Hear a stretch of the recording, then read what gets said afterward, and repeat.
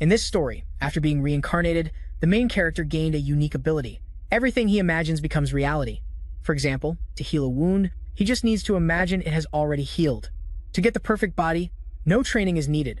Just by imagining it, he can use any type of elemental magic. He simply imagines himself casting it. He can summon any weapon or artifact just by visualizing it. However, the initial results aren't perfect. Even a power is overpowered as this needs to be leveled up. Fortunately, he entered the body of a student at a magic academy, giving him plenty of time to master his powers. Had constantly put the team in danger. He had become a level 100 monster who could use magic. In the past, this is how it happened. On that day, gates leading to mysterious dungeons suddenly appeared all over the world, and the monsters within those dungeons poured out. Humanity was helpless against these creatures, and the only ones who could stop them were those who had awakened magical abilities. Among them was the Golden Seekers group, a team of exceptionally strong individuals who worked to protect the world from the most powerful monsters.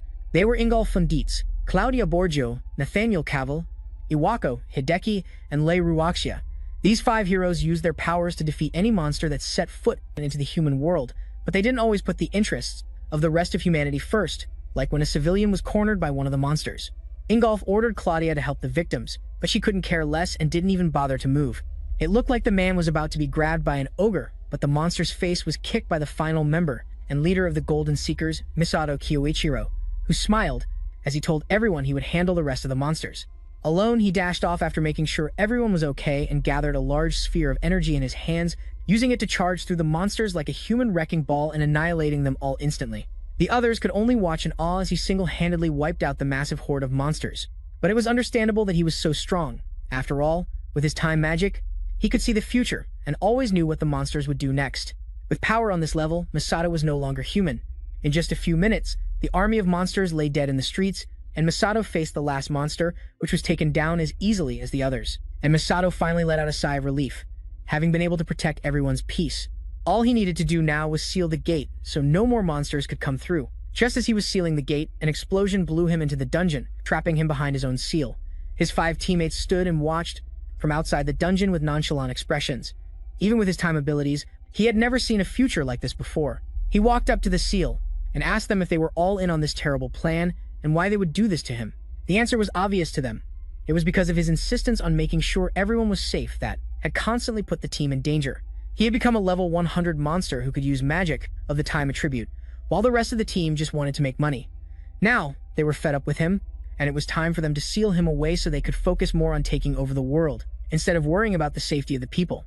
With that said, the team walked away, laughing at the man who was about to die. Misato pounded on the seal, demanding to be saved, but they didn't even give him a second glance as they left. He couldn't believe they would betray him for such selfish reasons, especially when all his efforts were just to protect the world from monsters. He couldn't understand why they would do this to him, after everything they had been through together, and he didn't have time to find an answer.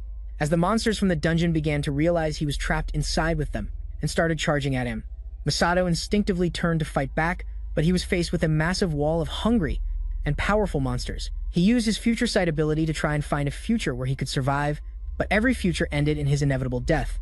It seemed his future no longer existed, and this was truly the end for him. However, Misato didn't want to die like a coward. He charged into the horde of monsters with his golden fists, determined to take down as many as he could and change the future. But in the end, though hundreds were defeated, thousands more advanced on him as he knelt on the ground, surrounded by a pool of his own blood. He realized he had no choice but to accept his death. But even if he had to die, he would make sure it didn't end here. As the monsters piled on top of him, he desperately tried to make his death meaningful. He gathered the time attribute magic in his body with the intention of being reborn and becoming stronger so he could reach the pinnacle of his power.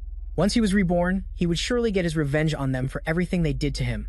All the anger and despair in his body would continue to grow until the day he could finally have his vengeance. With one final effort, he activated his time magic, engulfing the entire area in a brilliant golden light. When Misato opened his eyes again, he was in a much younger body in a different place. He got out of the hospital bed and looked in the mirror. This new body had a younger face and short hair, and as he placed his hand on the mirror, he realized that his reincarnation had succeeded just as he intended. Currently, he seemed to be in a hospital, but this place had medicines he wasn't familiar with. Several years must have passed since that incident, and he just hoped that not too much time had gone by, so he could still get revenge on those who betrayed him. On a table next to the bed, he found a student ID that must have belonged to the previous owner of the body he was now using. Now, from the date on the card, he could tell that at least 20 years had passed since that incident, which meant he still had time to find them. This student's name was Asai Kyosuke, and he had a level 1 void attribute. Seeing that attribute made Masato laugh like a madman. What a stroke of luck. In his past life, he was feared by his teammates for being the strongest because of his time attribute, but as he grew stronger, he realized he couldn't get any stronger. That was because, although his clairvoyance could see through everything in the world, even he couldn't see the true depths of the void attribute's power. But now, the body he possessed had that mysterious power, and Masato felt sorry for the kid.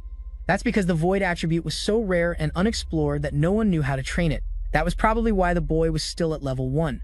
He had likely been ridiculed many times for being attributeless, despite unknowingly possessing the strongest attribute. Now that he knew his situation, Masato promised the deceased boy that he would make his name known to the entire world as the strongest adventurer to have ever existed. Thanks to his clairvoyance, Masato knew how to train the void attribute, and with that power, he would become the absolute strongest in the world. Once he trained this weak, level 1 body to become truly powerful, he would make sure the traitors from his past life would regret betraying and causing his death. To get his revenge on them, Masato would have to get this body past level 1. He was certainly much stronger than them in his past life, but now he was just a teenager. The void attribute, just as its name suggests, is a type of magic related to controlling nothingness. This ability allows the user to freely turn their imagination into reality. Everyone has the ability to imagine, but turning that imagination into reality is the difficult part. Luckily for Masato, the body he took over was heavily injured, which meant he could practice his new ability by healing himself. All he needed to do was apply the image in his head to his body and visualize himself slowly healing the wounds. If he concentrated, he could imagine every cell in his body being slowly restored by magic as he first applied the magic to his arm, and the large bruise slowly began to heal itself. For now, this was just a rudimentary application, so the recovery speed wasn't high, and he could feel that the inside of his arm wasn't completely healed yet. But it was still a very promising development if he continued to use this ability to heal all his injuries. Your level will slowly increase over time, and your ability to turn imagination into reality will also improve. Over time, as you continue to use it and level up, it will also increase the range of the types of images that you can turn into reality through that steady growth. You can create various types of items, and then, eventually, you will be able to use various types of magic, even to the point where the image that the user creates in their mind can be perfectly recreated in reality. As he was thinking about the potential applications of his new ability, a doctor burst through the door and was shocked to see he had finally woken up. Masato tried to sit up, but the doctor told him to sit back down because he had been seriously injured after being attacked by a monster. This was the first time Masato heard what had happened to the previous owner of this body. It must have been pretty bad, because the doctor was so shocked that he was able to wake up. He thought this miracle must be thanks to the blessing of the Saintess. That was the first time Masato had heard the term Saintess, but for the doctor, it was common knowledge, and he was shocked that Masato didn't know about her. She was known as the Saintess of the Pentagon Saints, but Masato didn't know what that was either. The doctor just assumed his lack of basic knowledge was because he had just woken up, after being seriously injured. For now, he changed the subject to giving Masato a full checkup. As he left, Masato couldn't get the thought of these Pentagon Saints out of his head.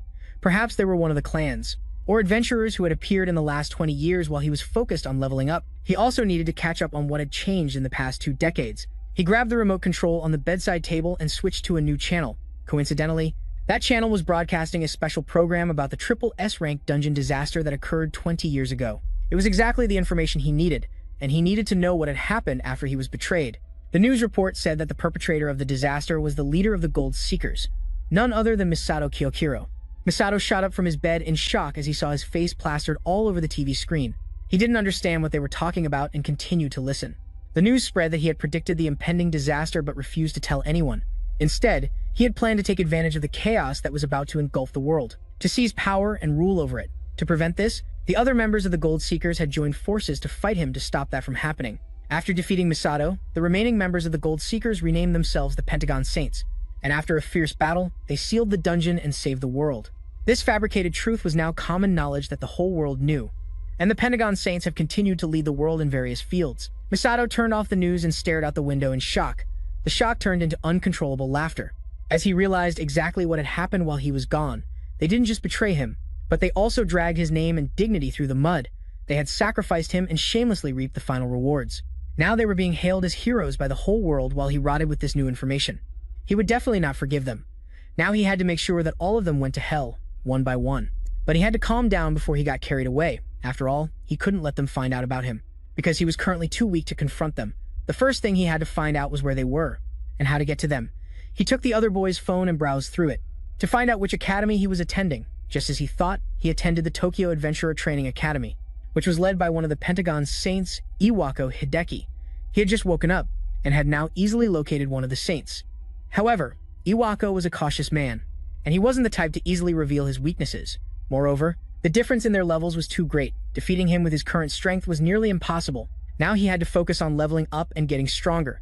He couldn't do anything at level 1, but once he reached an acceptable level, he would make sure Iwako was the first target.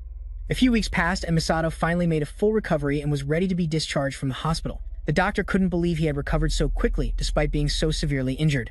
He started to think that Misato was once again blessed by the Saintess, but our protagonist cut him off before he could finish his sentence. He wanted the doctor to know for sure that everything he had achieved so far was thanks to his own strength. With that said, he left the hospital, bidding the doctor one last farewell as he stepped outside. Now, having completed the basic preparations for his plan, he was ready to take things to the next level. He had also managed to raise his level to 27. It was time for him to get started and test his new abilities by going to a dungeon. Before leaving the hospital, he heard the doctor say that Kiyosuke's entire family had died in an accident.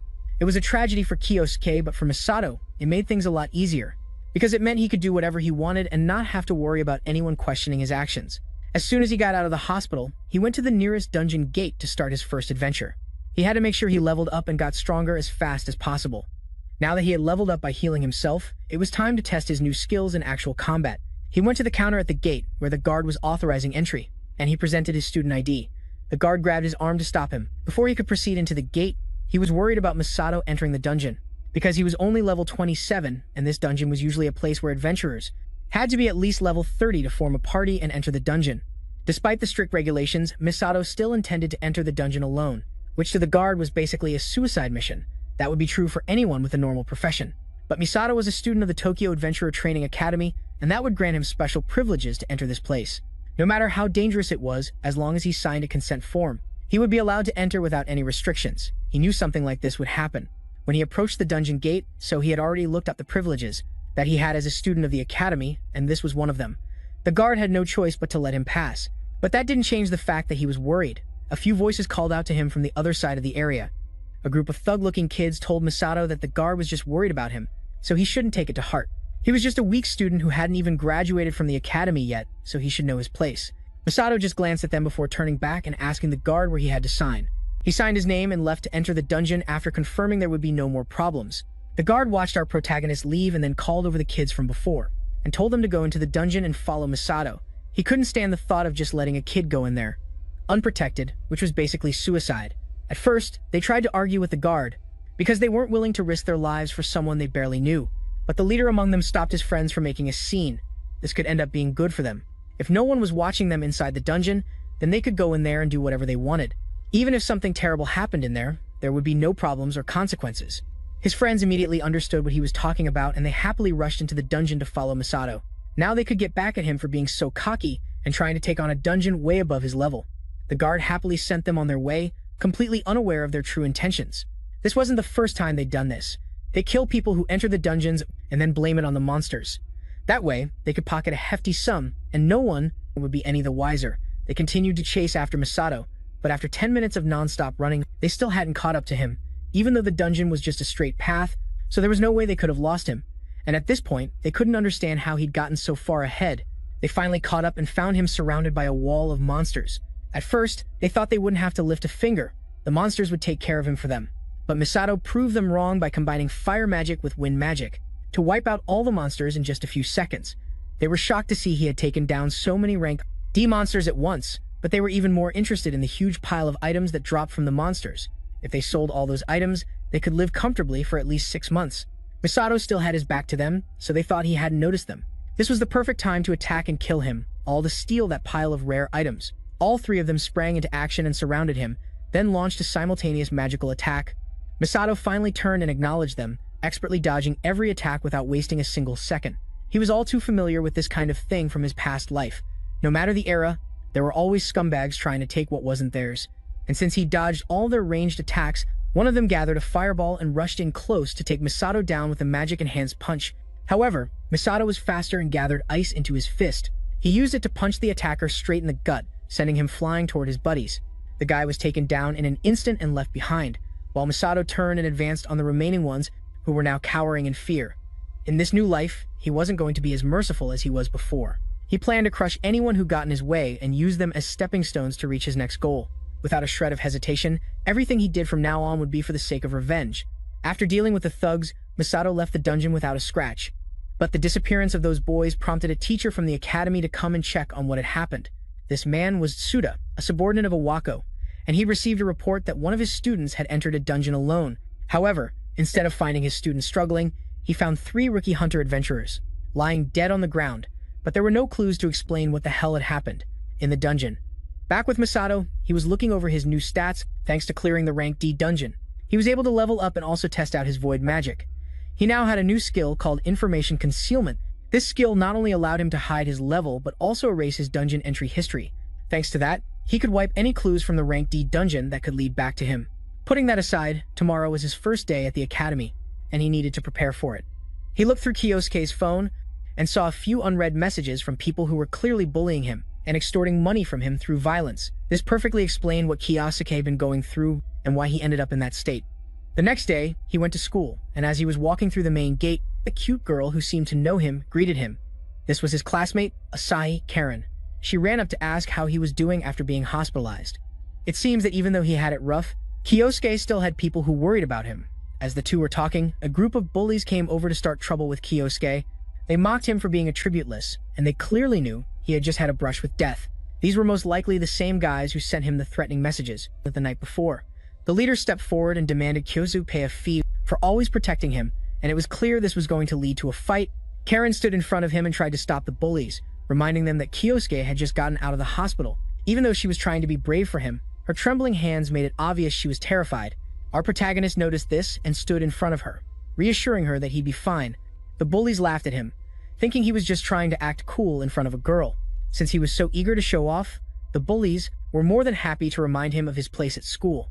Unfortunately for them, they hadn't realized that the pecking order had changed since Masato took over. He had promised the boy whose body he possessed that he would make his name known throughout the world as the strongest adventurer, and Masato considered himself a man of his word. He provoked the leader, and it worked like a charm, causing him to launch a spell at Masato.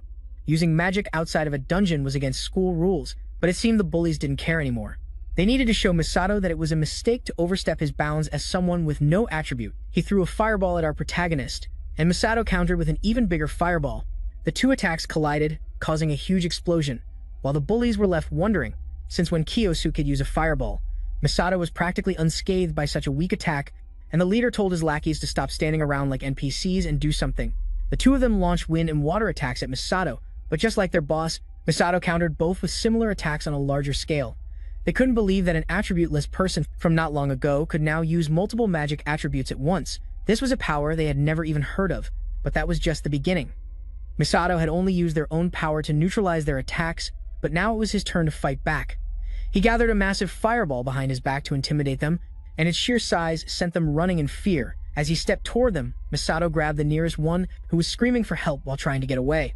He asked the guy if he had ever helped Kyosuke when he needed it. Without waiting for his answer, he grabbed his face and lifted him up while gathering a huge fireball in his hand. He knew there was no need to hear what this guy had to say, because people like him always ended up saying the same old cliches. That's why, no matter what came out of his mouth, it wouldn't stop Misato's fist from connecting with his face. With that said, he landed a powerful blow on the guy, sending him flying backward and knocking him unconscious. In the schoolyard, Karen couldn't believe this was the same Kyosuke from before, but something about him had clearly changed. From now on, Kyosuke would no longer be bullied by a bunch of nobodies. He would begin his journey to become the strongest adventurer. Now that they'd seen how truly strong Masato was, the bullies started desperately begging for their lives. They carried their fallen friend and scrambled out of the schoolyard, still in shock over the fact that Kyosuke seemed to have become a completely different person after getting out of the hospital. Masato sighed in disappointment. After all that big talk, the bully turned out to be nothing special. He and Karen headed into the school, and it was clear all the students had seen what he did in the yard.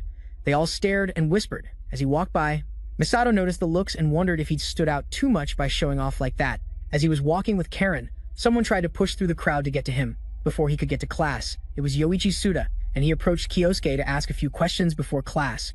Kyosuke had no idea who this guy was, but he looked like an upperclassman, and dealing with him would definitely be a pain, so he decided to turn down the offer to talk. He turned away and said they couldn't talk now, because class was about to start, but Yoichi wasn't about to take no for an answer.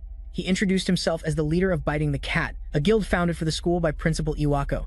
That immediately caught Kiyosuke's attention, and his hand froze as he was about to open the door. Seeing that he had the protagonist's attention, he asked if Kiyosuke wanted to talk for a moment and spare some of his time, since the circumstances were now different. Kiyosuke happily agreed to talk to his senior, and they found a secluded spot to chat. And Yoichi got straight to the point, asking Kiyosuke if he was the one who took down the adventurers, the ones who were found dead in the D-rank dungeon. Our main character played dumb, but inwardly, he wondered how information that he had specifically hidden and had gotten out. Yoichi said he heard from the staff that a student from the academy had entered the dungeon, and he had gone in to investigate, and inside the dungeon, he found the bodies of notorious criminals who specialized in hunting newbies. On top of that, less than 10 minutes ago, Kiyosuke had used multiple attributes to fight his classmates.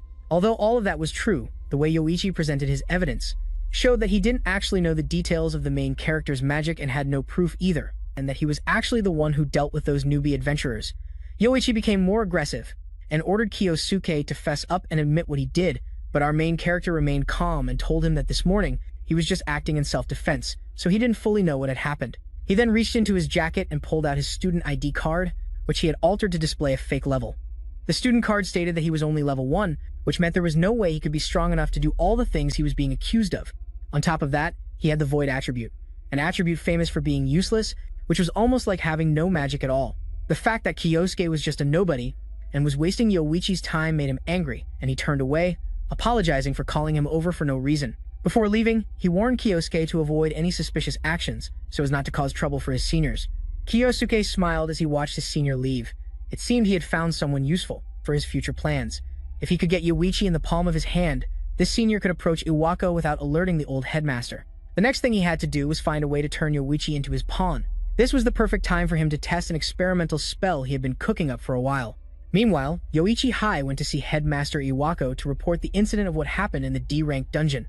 Iwako listened in silence before reminding Yoichi that it was unusual for him to make a mistake. He had warned his subordinate many times to be careful in choosing who to use. Yoichi apologized for his mistakes and bowed to the headmaster, promising to try and resolve the situation as soon as possible. Iwako walked over to his subordinate while he was still bowing and reminded him that if it got out that he was working with newbie hunting adventurers, the consequences would also affect the headmaster, who was a 5-star saint. Then, he grabbed this student's face and told him that if he kept making mistakes like this, he would be discarded in a heartbeat. Yoichi bowed even lower and told the older man that he understood. On the outside, he appeared polite and submissive, but on the inside, Yoichi was seething at having to deal with this old geezer. If he had known things would end up like this, he would have tried to squeeze more hush money out of the newbie hunters. Now that the main issues were discussed, Iwako still didn't fully believe Yoshi's story. According to the report he gave, the student who caused this whole mess had to be at least a 3rd year. But according to the records, no 3rd-year students had entered the dungeon recently. What Iwako suspected was that a monster had defeated the group while they were busy hunting newbies, and now Yoichi was desperately trying to cover it up, rather than thinking that one of the academy's students was capable of defeating the newbie hunters on their own. It was more realistic to think that Yoichi was just lying to save face. The only way Iwako could be wrong was if something unusual had happened. Yoichi immediately remembered the student with the Void attribute from earlier. He asked Iwako if it was possible that a unique attribute was involved in this mess. Although it was possible, it was also highly unlikely, and Iwako didn't believe it. Yoichi had heard what he needed to know, and he told the headmaster to leave everything to him. He would find the root cause of the problem and solve it quickly, and he knew that Kiyosuke was where he needed to start. The next day, a group of students was having a training session in a dungeon. They were all casting their magic at the dungeon monsters, but some were too strong and leaped over the students to attack them. The students ran for their lives as Yoichi sprinted past them and blasted the monsters back with a powerful spell, sending it crashing to the ground. He calmly told the students not to break formation and to remain calm and orderly. The students were amazed by Yoichi's awesomeness and weren't surprised that he was chosen by Headmaster Iwako to lead Biting the Cat. Now that all the monsters in the area were dealt with, he left the rest of the dungeon clearing to the students and left to take care of a personal matter. Now that the urgent issues were resolved, it was time for him to do what he really came here for. He pulled a piece of jewelry out of his pocket and activated it to reveal Kiyosuke's current location. The necklace glowed for a moment, then pointed in a direction much deeper in the dungeon, far away from the other students, just as Yoichi thought. There was definitely something strange going on with Kiyosuke, and he was determined to find out what was happening. This was better for him, anyway, since no one would care about the death of a student who strayed from the group. He would just tell everyone that he happened to find Kiyosuke dead deep inside the dungeon. Tragedies like this happened all the time in dungeons anyway, and he wasn't going to lose any sleep over it. The more Yoichi thought about this strange student, the more certain he was that there was something he needed to figure out. First was the incident with the newbie hunters, and then it was all trouble. After they were discharged from the hospital, the guys Kyosuke had beaten up also told a rather interesting story that he wanted to know more about. When he interrogated them, they begged for forgiveness and insisted that the attributeless boy had taken them all on by himself, and even used multiple types of magic to attack them. Not only that, even after using the same type of magic they did, he created a massive flame the likes of which they had never seen before. The whole story was too unrealistic for Yoichi to believe, and he was almost completely sure they were lying. When he was done asking what he needed to know, he left them alone, but not without telling his subordinate to re-educate them, and make sure they understood that the academy had no place for weaklings, who lose to the talentless. He walked away as the boys cried and begged for mercy, but the matter was decided, and he had no intention of changing his mind. One of the bullies spoke up before he could leave the room. This was the guy who had been beaten the worst among them, and he was the one who had been hit by Kyosuke's destructive, flame-infused punch. He warned Yoichi that Kyosuke was no longer human, and that he possessed a completely different level of power. The fear in his eyes was definitely not something that could be faked, and just to be sure, Yoichi had placed Kyosuke in a special class held by biting the cat, but instead of showing all the things the others had described, he only created some powerful illusions, which wasn't half as impressive as what they claimed he could do. It was more likely that Kyosuke had used some kind of magic item during their fight, and that he was just a weakling with no attribute not worth paying attention to. He was also sure that our main character must have also used some shady method to deal with the newbie hunters. As he went deeper into the dungeon, he started to notice some monster corpses scattered around the area. These monsters were most likely defeated by Kyosuke, and it looked like they had been taken down with a single fire-based attack. Seeing the evidence right before his eyes made Yoichi think that maybe those kids weren't just exaggerating. After all, the level of power he was seeing still wasn't a big deal to him, and he continued deeper into the dungeon to find his target. Even Iwako, the outcast of the Pentagram Saints, could surely do something at this power level. Speaking of Iwako, Yoichi was forced to follow his orders for now, but one day, the leader of Biting the Cat planned to surpass that old geezer and take the position of one of the Pentagram Saints for himself, from which he could go on to rule the world. The mere thought of it made him laugh like a madman. Aside from that, he couldn't let anyone discover his connection to the rookie hunters. Kyosuke was also another thorn in his side, who would likely cause more trouble in the future. To ensure no minor incidents affected his grand plan, he had to make sure to deal with Kyosuke as soon as possible. The chains led him to a dead end in the dungeon, and he was certain his target was just around the corner ahead. He reached the room and turned the corner, wondering what the hell Kyosuke was doing in a place like this.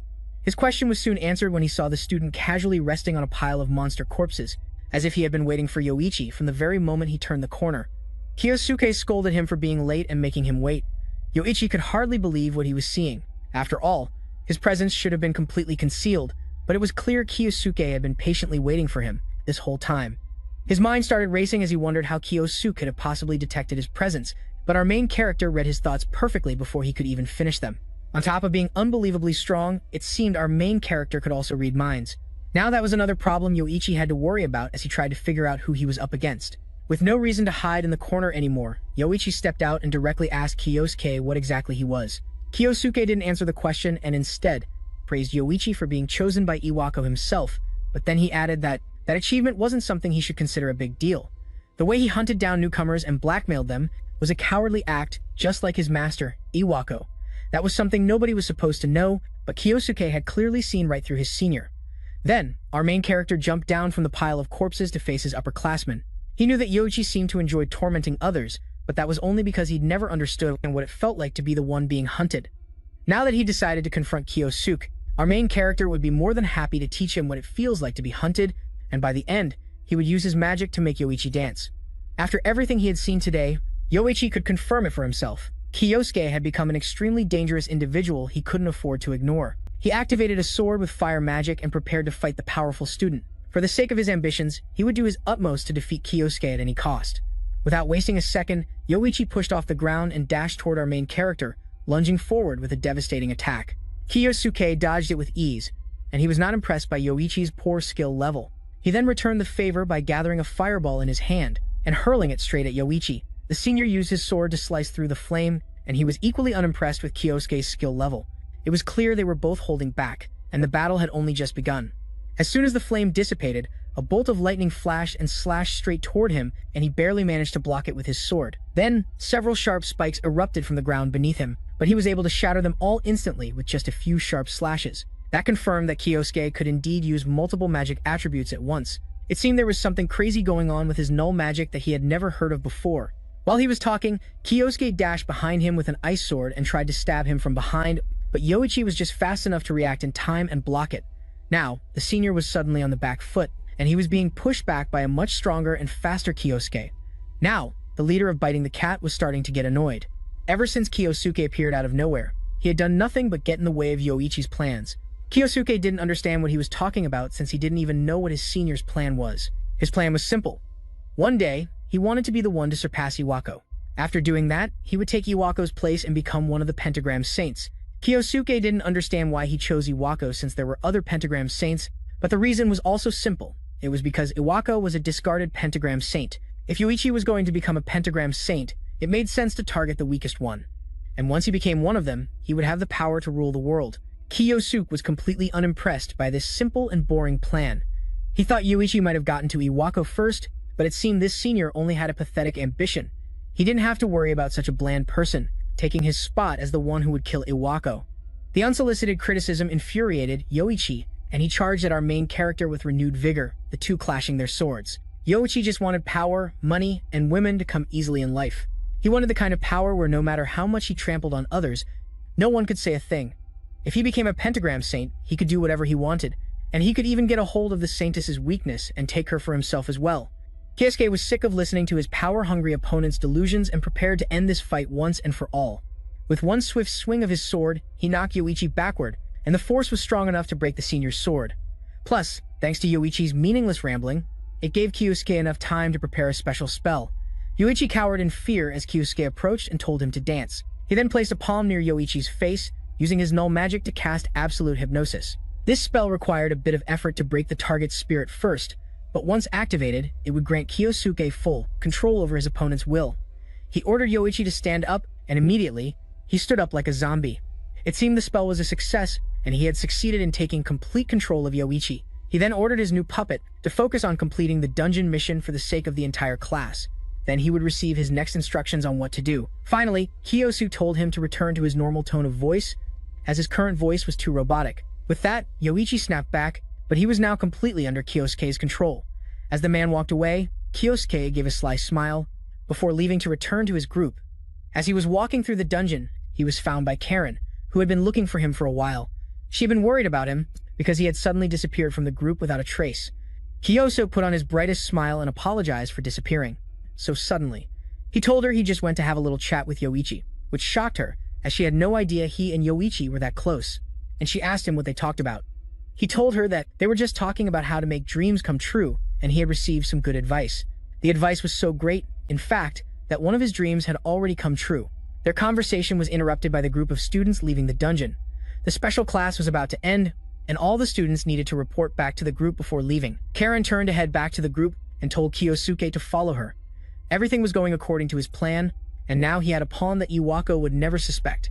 Yoichi returned to report on the progress of his investigation regarding the one who attacked the rookie hunters. He told Iwako that the student who attacked the rookie hunters was indeed a student with a unique attribute, just as he had suspected.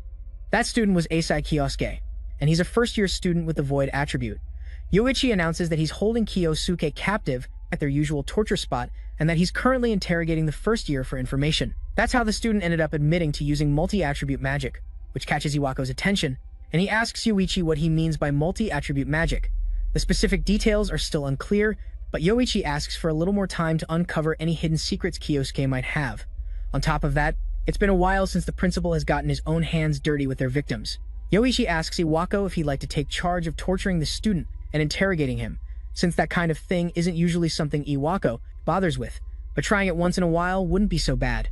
It's been a long time since he's tortured anyone, and this would be a good opportunity to repay that brat handsomely for all the trouble he's caused both the principal and Yoichi. While the two are discussing this, Iwako's phone rings, and he tells Yoichi to go on ahead, assuring him that he'll head to the warehouse later, to handle the matter himself. The man picks up the phone and hears a taunting female voice on the other end. She greets him and thanks him for choosing her company during the materials bidding the day before.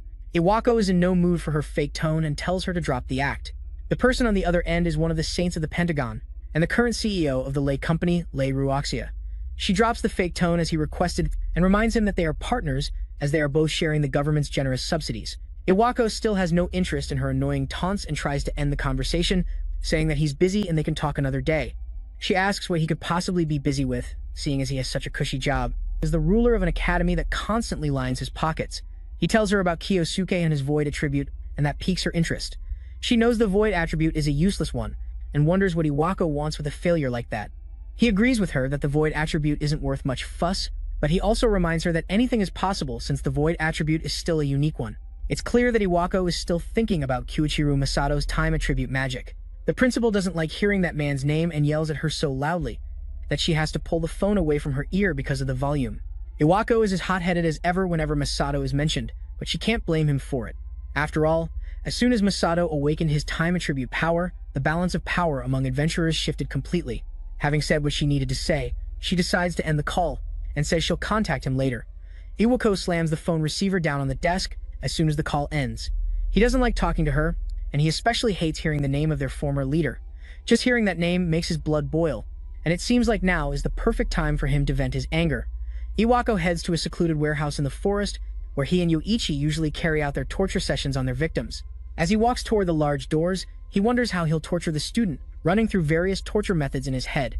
He was never able to vent his anger on Masato, so he'll take it all out on Kyosuke.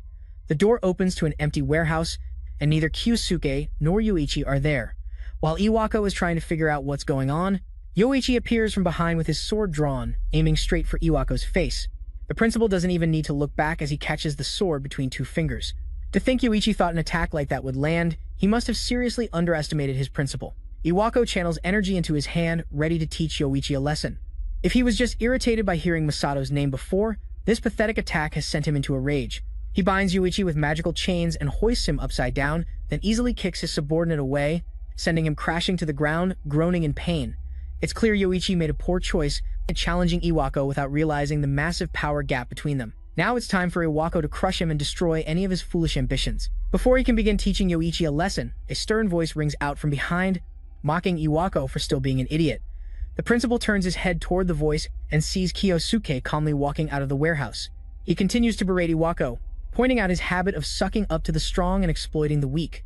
The old man is as greedy and foolish as ever. Iwako still hasn't realized who he's talking to and tries to remind the student that he's speaking to the academy's principal. But Kyosuke doesn't stop. He points out that Iwako is a hypocrite, because if anyone is destroying themselves with selfish desires, it's definitely him. This is the last straw for Iwako, and he demands Kyosuke's student ID number, so he can expel him. Kyosuke smiles, since Iwako still hasn't figured out who he is. He's worked very hard for this moment, and now, it's finally time for him and Iwako to have a private chat. Iwako still has no idea who he's talking to, but now, he's sure that he needs to teach Kyosuke a lesson he'll never forget to demonstrate just how vast the power gap between them is. He starts his attack with high-level Earth attribute magic, creating a giant stone fist to annihilate Kyosuke in one blow. Normally, no student could ever dodge an attack like that. He sends the fist flying toward Kyosuke, who doesn't react at all and looks like he's about to take the full brunt of the attack. The attack hits its mark, and Iwako starts laughing maniacally, thinking Kyosuke went down way too easily. This is what happens to mediocre students who dare to defy him. The smoke clears, and there's no sign of life, and the warehouse has been completely obliterated. Iwako starts to think he might have overdone it a bit. Since he destroyed the warehouse, now he'll have to think of a new place to torture others. He didn't even get to find out who Kyosuke was, but at least he got to see him die. Feeling that his work is done, he turns to leave, but then realizes Kyosuke is standing in front of him completely unscathed. Our main character calmly walks out from the rubble and reminds Iwako that he just wanted a little chat, not violence. The principal can hardly believe that a mere nobody of a student could be hit by his high-level magic and walk away completely unharmed. There's never been a student this powerful before. Now Iwako isn't just curious, he's furious and demands to know who Kyosuke is. Kyosuke smiles and asks Iwako if, after all that, he still hasn't figured out who he is. Iwako still doesn't know who Kyosuke is, and tells the student to stop messing around and reveal his name already. Kyosuke smiles and asks Iwako again if he's really forgotten him. That's when it finally dawns on Iwako. From his manner of speaking and his gestures, this student looks and sounds just like Masato. The old man starts backing away in fear, unable to believe that Masato could have returned. After all, that guy was definitely dead, and he had made sure of it by sealing the teleportation gate. He starts thinking this must all be some sick act put on by Kyosuke and tells the student to stop the performance. Kyosuke probably just saw a recent news report about Masato and is trying to roleplay to seem intimidating. That's the only explanation, because as far as he knows, Masato Koichiru is dead. At the same time, Iwako gathers wind magic in his hands and concentrates earth magic around himself as he prepares to unleash another heavy attack. Kiyosuke sighs in disappointment that Iwako hasn't changed at all. He's always been like this, living his life only believing what's convenient for him, while ignoring everything that isn't. Iwako is fed up with listening to Kiyosuke's lecture and continues to build up his magic attack. He warns him that if he keeps getting closer, he'll be hit by the full force of his magic. Kiyosu keeps walking forward, gathering a stream of his own magic. By now, he understands the old man's motives. He had been swayed by the sweet words of those around him, and that's why he ended up betraying Misato.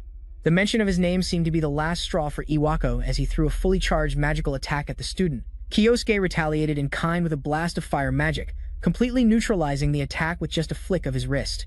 The air cleared as both their spells dissipated, leaving Iwako in complete shock.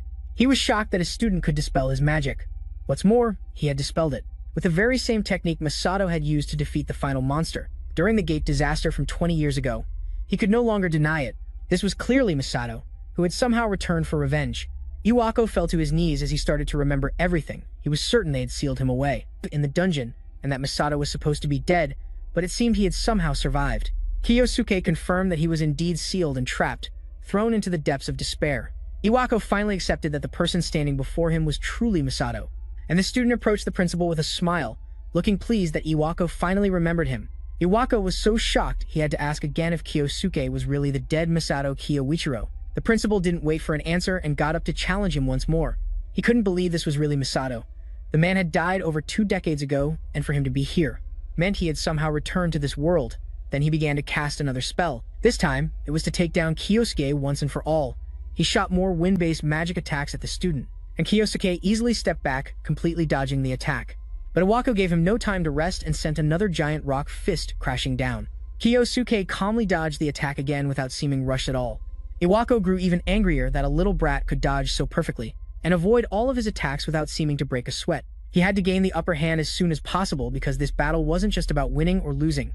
It was also about his pride. He had been a non-combatant during his time as a Golden Seeker, and even now, the other Pentagons still mocked his past cowardice. But he didn't let their taunts get to him. He had proven countless times that he wasn't weak, and recently, he had developed something that would surely show his true power. Iwako raised his hands and gathered wind and earth magic around him, causing the surrounding area to darken as the magic swirled. The move he was preparing was a secret technique that took 20 years to create. More rocks and wind gathered in the air and swirled around him, building up into a devastating attack. This was the fruit of his dedication to learning dual casting, using wind and earth magic at the same time. Once the move was fully activated, he unleashed all of it towards Kiyosuke at once. Multiple powerful streams of wind and earth magic shot out from his palms, heading straight for our main character, and they tore through the air before hitting the ground, causing a massive explosion that completely engulfed the student. The huge vortex of magic dissipated, and Iwako took a moment to catch his breath. This was his strongest magic spell, and it had clearly taken a lot of energy to cast. The dust began to settle and, once again, there was no sign of Kiyosuke in the rubble. It seemed that Iwako had won this time. Kiyosuke hadn't counterattacked. That meant he was most likely taken out by that powerful move. Iwako burst out laughing, thrilled to have defeated the great Misato Kiyoichiro. All by himself, he began to taunt the supposedly dead man, asking if he really thought that after 20 years, he would still be the same coward he was back in the days of the Golden Seekers. No matter how strong Misato's time attribute was, that was all in the past. And now, Iwako was the victor. Back in the day, when the big battles happened, and the Golden Seekers stepped up to save the world, all Iwako could do was hide and pick up dropped items for the team. But that was 2 decades ago, and Iwako was no longer the man he used to be. He taunted Kiyosuke for underestimating his strength and forgetting that after 20 years, as a person's power is bound to increase over time, it was only natural for him to be stronger. After all, now that he had the achievement of finally taking down Kiyoichiro, he would make sure the other Pentagons would no longer act so high and mighty. Now he would begin his reign as the true, strongest among the Pentagons. A voice cut through his delusional rambling and asked if he was done. Kiyosuke emerged from the dust, completely unscathed and brushing the dirt off himself after taking all those attacks. Somehow he was completely uninjured. As for Kiyosuke, he was a little impressed that Iwako could use such powerful magic. It was to be expected from a hero of this era, after all. But now that he let Iwako have his fun, it was Kiyosuke's turn to let loose without holding back. Iwako finally understood the power gap between them, and realized that the guy he was facing now was a monster, but he couldn't back down now. Especially after working so hard to get where he was today, he wouldn't let Misato come and ruin everything he had painstakingly built. Iwako continued his barrage of attacks. He He used another Earth Fist to try and grab Kiyosuke, but our main character didn't react to a repeated version of the same attack. The hand came down on Kiyosuke and clenched shut, but he easily dispelled the Earth magic with water again. This whole fight was just Iwako's bark being bigger than his bite. Kiyosuke was just waiting for him to finish and tire himself out. None of his attacks were enough to defeat our main character. And at this point, he was just wasting his own time. Even so, he continued to waste energy by launching countless magic attacks at Kiyosuke. Even as the student continued to easily dodge and counter everything, he was just desperately trying to keep our main character at a distance out of fear, but Kiyosuke was getting bored of this fight. He used a clean strike to deflect all the magic before it could reach him. Then he used another wind attack to push Iwako back, causing him to slam into a tree. Before the older man could get up, Kiyosuke approached with a fire-enhanced fist, ready to take him down once and for all. Iwako realized there was no escape. He cowered before Kiyosuke, desperately begging for forgiveness. Kiyosuke paused his flaming fist for a moment as the man continued to grovel before him. He apologized for what happened 20 years ago and kept begging for his life. Despite seeming remorseful on the outside, he was betting on Kiyosuke's excessive empathy and kindness to get away with it. If he begged earnestly enough, surely Kiyosuke would let him leave with his head still attached to his neck. But our main character just told him to shut up. He could see right through the older man's ploy, and knew this was the same method they had used to trap him back then. There was no way he'd let what happened last time repeat itself. It seemed Kiyosuke was now unmoved by pleas, and he prepared to end the fight quickly by reactivating his flaming fist. Iwako got up and continued to beg, reminding Kiyosuke that they used to be friends. But it was too late, and our main character told him he no longer had the right to call him a friend. Now, he was just a demon of vengeance.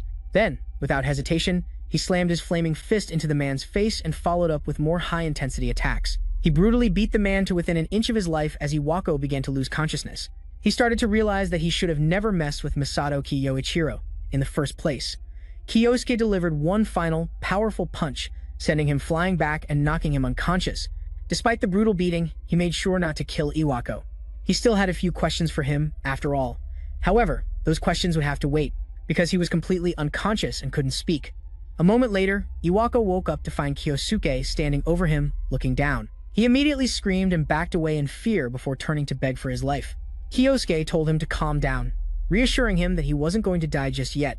But in return, there were a few questions he needed answered. Kiyosuke reached into his pocket and pulled out his phone. The first thing he needed was information on the Pentagon Saint, Lei Roxy. Iwako tried to grab his phone, but Kiyosuke held it out of reach. He looked through the call log, and according to its history, he had spoken to Lei as recently as today. Kiyosuke demanded to know what the two of them had talked about, knowing full well that he would most likely die if he didn't cooperate. Iwako broke down and revealed that Lei was scheduled to arrive in Japan in 3 days, and she wanted to talk about her upcoming visit. Kiyosuke smiled at this information. In 3 days, one of his targets would be coming to him, which made things much easier, and it helped him decide what he was going to do next with that. He threw the phone back to Iwako and ordered him to act normally around Lei for the time being. He also warned him not to reveal anything about his identity. Kiyosuke placed a special spell on Iwako's heart while he was unconscious. The spell would allow Kiyosuke to monitor him, and if he told her who he was, Iwako's heart would immediately explode in a burst of fire. This made the old man freeze in panic. As his brain struggled to process the information, with nothing more to say, Kiyosuke left, encouraging Iwako to be sure to keep his promise. The truth was, Kiyosuke didn't actually use that kind of magic. But knowing how cowardly Iwako was, a bluff like this would do the trick. As for placing a spell on him, he didn't want to use absolute hypnosis on Iwako, because he wanted him to be completely desperate while still retaining his own consciousness. 3 days passed, and an unremarkable flight was on its way to Japan. Lei Roxy was on this flight, and she was looking out the window boredly when one of her bodyguards announced that they were about to arrive. The flight attendant headed to the back to inform the passengers that the plane would be arriving in Japan soon. But before she could finish her sentence, she screamed into the microphone as something happened to her. A group of armed men were hijacking the plane, and they pointed their guns at the flight attendant. One of them pointed his gun at the group of unarmed civilians and ordered them all to get on the floor. Lei Roxy stood up without hesitation as the men continued to shout, and she walked toward the back of the plane. Then, in the blink of an eye, she rushed in front of one of the men and grabbed him by the collar. Using magic, she slammed him to the ground before he could react. With one down, she ran to the other one who was holding the flight attendant hostage and took him down with a swift palm strike to the face. In just a few seconds, both criminals were neutralized, and the passengers looked up at Lei Roxy, standing over their unconscious bodies. The plane landed without any further incidents, and the criminals were escorted away by law enforcement. The airport owner came personally to thank Lei for her efforts in handling the criminals quickly and quietly. Lei was just glad that she happened to be on the same flight as the hijackers so she could be there to stop them. Thanks to that, they avoided having the airline's reputation tarnished. However, what was more important to her was that it seemed the criminals had used a special type of gun that wasn't picked up by the detectors. Lately, there have been many groups equipped with weapons made from materials taken from dungeons. That's why Lei planned to equip her staff with some of that special self-defense equipment. She placed a hand on the owner's shoulder and told him bluntly that she wanted the type of equipment his airport was using right away. Immediately understanding what she wanted, he bowed his head and assured her that he would make sure it happened. Once they were inside the airport and out of earshot of any eavesdroppers, Lei made a call and told the people on the other end to release the hijackers. It was she who had planted the hijackers in order to take them down and become the hero. By doing so, she helped seal the deal with the airport owner and even got some extra publicity for her name. As she was leaving the airport, a group of adoring fans was waiting to show her some love. They all saw her as the hero, Lei Roxy, and she smiled and waved back at them. She arrived at the Takigo Adventurer Training Academy and went to Iwako's office to discuss business with him. She was still curious about the Void Attribute student that Iwako had mentioned earlier on the phone. She wanted to know if there had been any progress in investigating that student. Iwako stammered for a moment, but admitted that the whole thing was just a false alarm. The bandages and wounds on his face were of no concern to Lei Roxy, and she didn't ask about them. Instead, she got straight to the point of their discussion. Now that she had confirmed that the Void Attribute student was just a waste of time, Iwako was still terrified about the spell Kyosuke claimed to have placed on his heart, and he was desperately trying to act normal, so as not to attract any unwanted suspicion from her. Lei Roxy put her cup down and got to the main point of their discussion, which was a new drug her company was developing. They would need to choose who the next guinea pigs for the experiment would be, and she wanted to use the students in the academy for that. Kyosuke listened to the entire conversation through an earpiece that was connected to the room. He felt disgusted by what he was hearing from the other side of the call, and that only helped him make up his mind. The next person who would experience the despair of his revenge would be Lei Roxy. Back at home, Kyosuke watched the day's news while thinking about his plan. The news was about Lei Roxy and her recent arrival in Japan. It also praised her for handling the hijackers who tried to take over her plane. Kyosuke was too focused on his plan to care about the news report. Lei Roxy was one of the people who betrayed him 20 years ago. From the research he'd done, he found out that she produced unique weapons using materials from dungeons, and it seemed she had made quite a fortune from selling them. But judging from the conversation she'd had with Iwako earlier, it was likely she was using the school and its students to do some shady things. On the surface, she presented herself as a hero, but behind the scenes, she was using others. This wasn't something Kyosu could just let happen right in front of him. He went to school while trying to figure out what to do. It was one thing to say he wanted revenge on Lei Roxy, but he had no idea how to go about it. The school's security had been tightened considerably since Lei Roxy became involved in its affairs, so now, all he could do was investigate the situation and try to find an opening. As he was walking through the halls, Asahi came to greet him on her way to class. She noticed he was reading an article about Lei Roxy and couldn't hide her admiration for the older woman. While they were talking, she mentioned something called the Great Serpent of Changshan, which was very famous. The Great Serpent of Changshan was a clan created by Lei, and they had many powerful members. It was likely that the men in black who were protecting Lei earlier also came from that clan. Many students at the school were also planning to join the clan, as well as military organizations. She asked him about his plans, and at first, he wanted to say there was nothing he wanted to do, but then he realized that using that clan could be the perfect way for him to get close to Lei. He came to a decision and thanked Asahi for helping him figure out what to do next, then he walked away. Asahi had no idea what he was talking about, but she was happy to help nonetheless. In Iwako's office, the principal was handling some work when his phone rang, startling him. He picked it up, and it was Kyosuke on the other end of the line. He needed Iwako's help with something, and it had to do with the next time Lei contacted him. Meanwhile, in a secure research lab, men in lab coats walked around the room while a student was kneeling on the ground, chained up and clearly in pain. The laboratory door opened, and Lei Roxy walked in, mockingly asking the kid how he was feeling. The student begged her to make them stop injecting some kind of strange drug into him. If they kept doing this, he would surely die. Lei Roxy kicked him to the ground and told him to stop complaining. After all, if the drug trials were successful, the result would be that he would become much stronger, and all he had to do was continue to be their little guinea pig. She snapped her fingers, and two researchers approached the student from behind. They injected him with another dose of the strange drug as the student tried to beg and back away. But as soon as the drug entered his system, he began to babble and scream before finally falling silent. It seemed that this time, the drug had cost him his ability to speak. It appeared that unless the guinea pigs had at least some magical skill, the drug wouldn't work on them. They still needed to collect more data, and for that, they would need more test subjects. To do this, they could hold a recruitment drive for the Great Serpent of Changshan clan.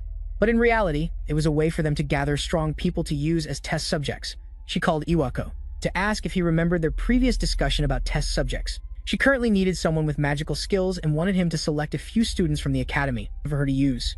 Instead, Iwako gave her the idea of holding a selection test at the academy. That way, they could directly find skilled individuals and bring them in without raising any suspicion. Lei Ruoxi was delighted with this idea and immediately began planning to hold the selection test. Meanwhile, Iwako hung up the phone and sighed. He had done what Kyosuke asked. So now, everything was up to our main character. The next day, one of Lei Ruoxi's bodyguards made an announcement to the students, letting them know that the Great Serpent of Changshan clan would be holding a selection exam to find new members. The students were excited for the chance to join a famous clan, but Kyosuke just smiled in satisfaction. It seemed the path to get to Lei had finally opened up for him. The students who wanted to join the Great Serpent of Changshan gathered at the school's sports field to take the clan's selection exam. Lei Ruoxi's personal bodyguard appeared to explain how the exam would proceed. As he was listing the rules of the competition, Kyosuke decided that he had to pass this selection exam, so he could join the Great Serpent of Changshan and get close to Lei. His approach this time had to be different from how he handled Iwako. Before, he had tried not to attract any attention, but this time was different. He had to catch the attention of Lei's right-hand man, Yang Xinyu, as well as the other judges. To do that, he decided to show off a bit of his power. After the initial announcements, Kyosuke went to the seating area to wait for the preliminary round to actually begin. Asahi approached him when she saw him resting in the stands. She revealed that she was also planning to take the exam, which Kyosuke wasn't happy about. He didn't want her getting mixed up in this mess. Asahi herself knew that she didn't really belong with the group of powerful students taking the exam, but she had her own reasons for wanting to participate. Regardless, she planned to try her best to pass the exam. She also wished Kyosuke good luck.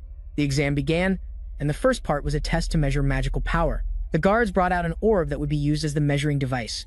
It would visualize the magical power of anyone who touched it. The students would come forward one by one and channel their magical power into the orb, after which they would be graded based on what was displayed. The first group of students didn't much impress the grading judge, and he gave most of them average scores. Then it was Kyosuke's turn, and he proudly stepped up to the orb to take his test. He swiped his card for the judge. The man wasn't very impressed to see a level 30 void user, and he wasn't expecting much from him to begin with. However, his expectations were completely shattered when Kyosuke unleashed an enormous amount of magical power, causing the orb to glow brilliantly. The light nearly blinded everyone in the area. They could hardly believe how strong he was from just the first test. When the light show ended, Kyosuke calmly walked away, while the judge gave him an S rank for the first test. Next up was the magic skill test. This was a chance for the students to show what they could do with their attributes. Kyosuke created a block of earth, which was a very basic spell that most people could perform. But then he followed up by creating an orb of water, which was shocking enough on its own. But then he finished with orbs of fire, lightning, and air, and he managed to perfectly maintain all of them at the same time.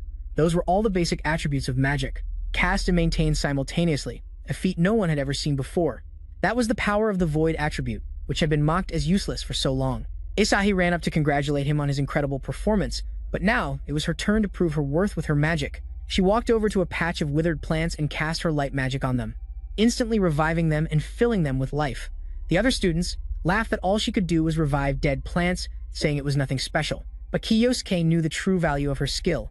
She had light attribute magic, which was as rare as his void attribute, meaning she had the potential to become as strong as he was. But it would be difficult for the judges to evaluate her skill because of its rarity.